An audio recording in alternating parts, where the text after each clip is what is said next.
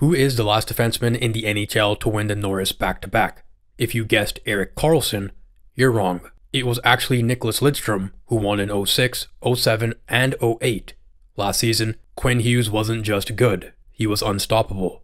As the youngest captain in Canucks history, he elevated his game and carried the Canucks to a division title. He set quite the standard for elite defensemen, and this upcoming season, he is expected to further raise the bar. In this video, I'm going to review the Hughes segments from Amazon's Face Off episode 4, where he shines as a captain. Then, I am going to break down why I believe he will repeat as the Norris Trophy winner.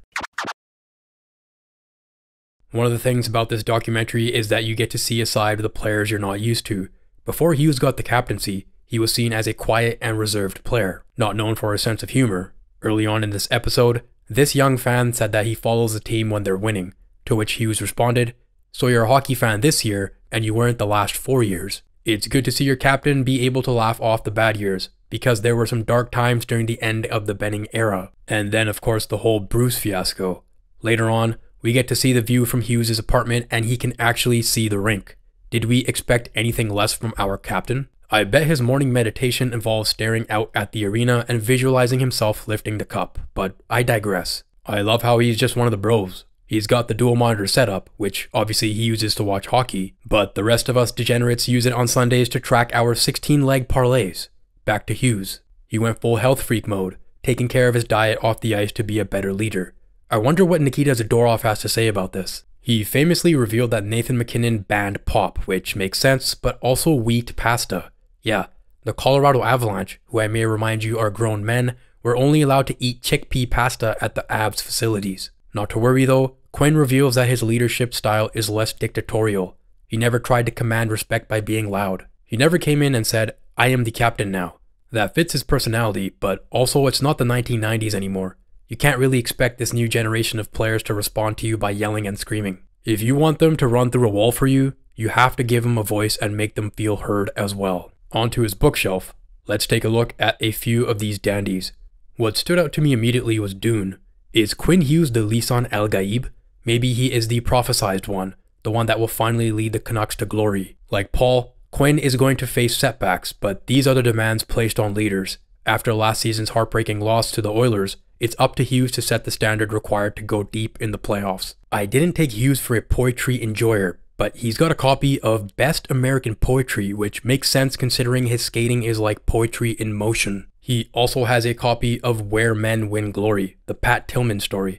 Tillman is of course the former NFL safety who gave up a multi-million-dollar NFL contract to join the US Army after 9/11. Hughes probably feels a personal connection to this book because his grandfather Marty Hughes was a battalion chief with the New York City Fire Department who came out of retirement to assist fighters in Queens on 9/11. We also see a copy of How to Win the World Cup by Chris Evans. No, not Captain America, but that would be fitting for the purposes of this video. This book is pretty low-key, but it charts the successes and reveals the mindset of coaches at the biggest tournament in the world. It kind of goes to show how wide of a net that Hughes has cast in order to learn how to be a better leader.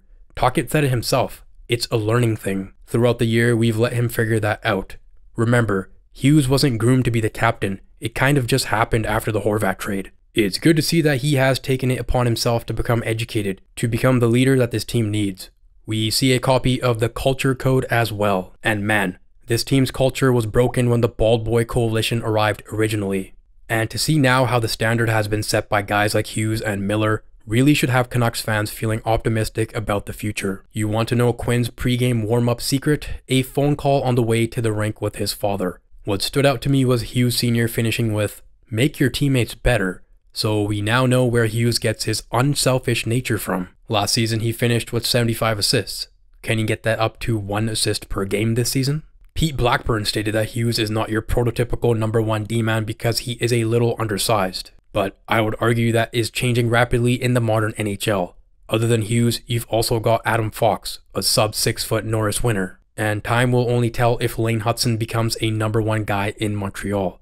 The documentary extends into the playoffs, and Craig McEwen makes an appearance. I always wondered what happened to him after Rogers shut down Sportsnet newscasts from Vancouver. Craig is now the director of communications for the Canucks. Good to see him find a nice landing spot. We then get a look at the three Hughes brothers at the NHL EA photoshoot. But I want to talk about this scene before Game 6 in Nashville at a cafe with Hughes and his parents. This scene really goes to show how making it to the NHL is not an individual endeavor. It takes a village, but also some luck. I would contend that the number one indicator of whether or not a kid goes to the NHL is the family that he is born into, and Quinn really hit the lottery. His mother is a former Team USA defenseman, and his father captained Providence College before embarking on a career in coaching and player development. This upbringing exposed Quinn to hockey culture from birth and gave him access to opportunities that other hockey players could only dream of. Game 6 against the Preds. Hughes was mic'd up and before puck drop tells his teammates, "Let's not give these guys shit." How poetic. Maybe he took inspiration from that book, but the Canucks did not give the Preds shit that night, winning 1-0 on the back of an Artur Shilov shutout. You also see Hughes taking accountability for a missed chance, telling Filip Hronek, "Sorry, I gotta make a better play." I thought this was a nice scene as well. Hughes looking up at Zadorov and giving him instructions.